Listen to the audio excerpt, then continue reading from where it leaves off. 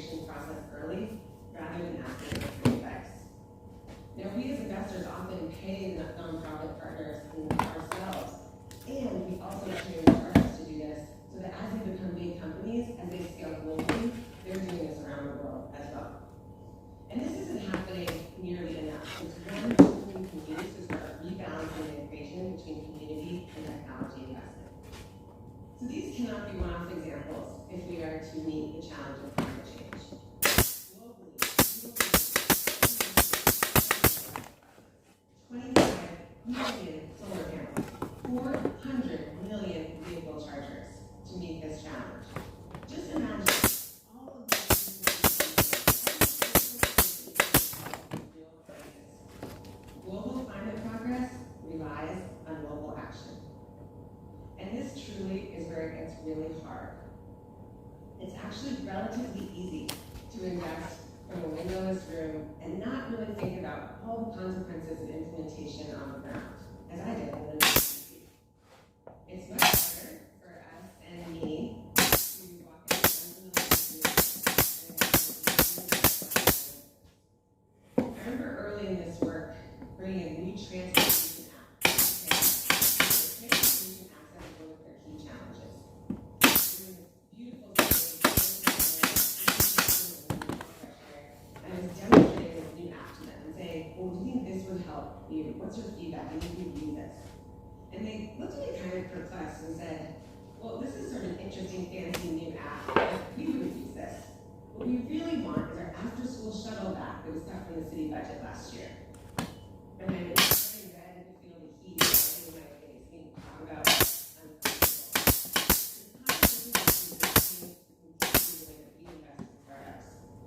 Yes, we do due diligence and we be better investors by actually asking communities, which we ask every time before making actually want. This is what Maurice taught me early on. I need to get out of the office, get on the ground, and listen to what people really need. Technology can only bring conversation. Community brings it down. We have to fix this imbalance now. We want to fix climate change. And we do. Even if new solutions to work for climate, they have to have at least these two ingredients: the technology that scales, and the relationships and empathy we share. This is what we'll need to create a future where our children can thrive. And I have a particularly large stake in that. Thank you.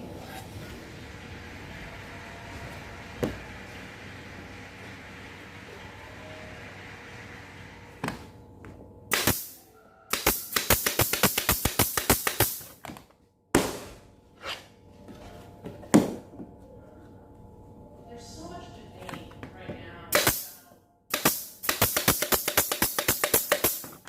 nature is actually the best benchmark. Why don't we just follow the way we do? Nature has 3.8 billion years of R&D under its belt. So, there's certainly something nature has that maybe humans always don't. Nature can do complex tasks, really interesting engineering. And so how can we use nature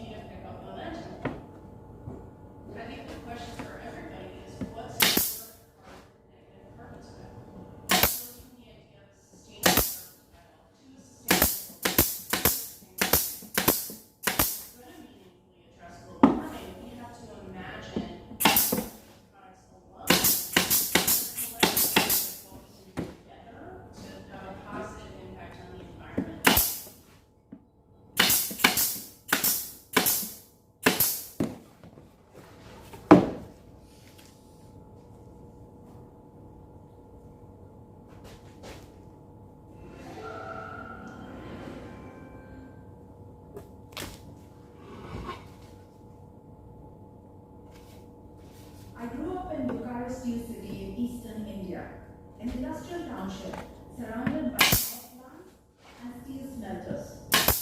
One of my fondest memories as a child was to stare at the sea the beautiful orange skies and flaring chimneys of the steel plant. These were all classic signs of severe air pollution. Cities like Bokaro into the 21st century. I now work at the intersection of environment, health, and justice. I've been in the space for nearly 2 decades, and my experience tells that the negative impacts of industrialization are always difficult. Also in my work, I come across several introducing groups. Despite their efforts, go beyond their call of duty to serve their communities. I find healthcare professionals working in polluted places as one such group who strive to do everything they can to protect their patients and communities from risk. For example, Meena, a health worker from Korba district in central India. Her job is to provide maternal care to pregnant women.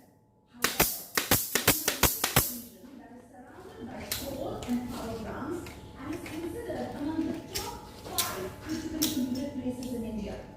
So Meena also gives advice on how to protect the newborn children from the diseases. Meena and thousands of other health workers in India and across the world apply a concept that has been with us since at least the 5th century BC, when Hippocrates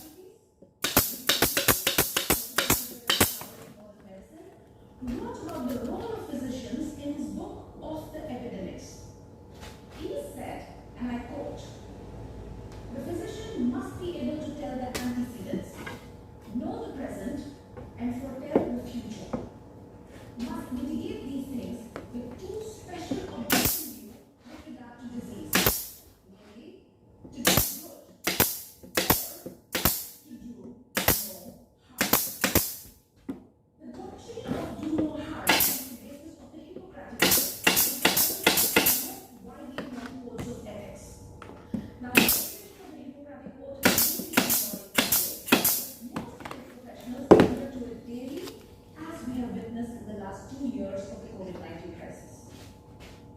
I'm here to make a case for 2 things: placing health at the heart of climate solutions, and placing the philosophy of first do no harm at the heart of all decisions beyond health, including those taken by CEOs and politicians.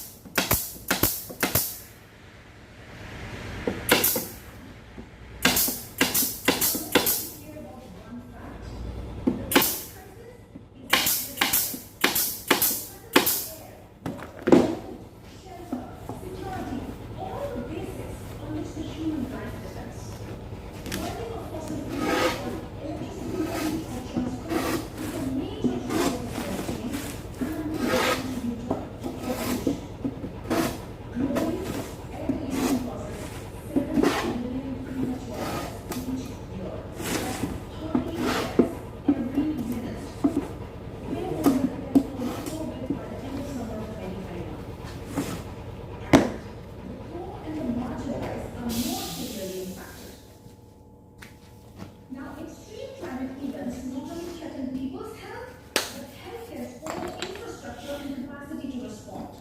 The deadly floods of 2018 in Kerala and India, the state that I live in, forced hospitals to evacuate patients.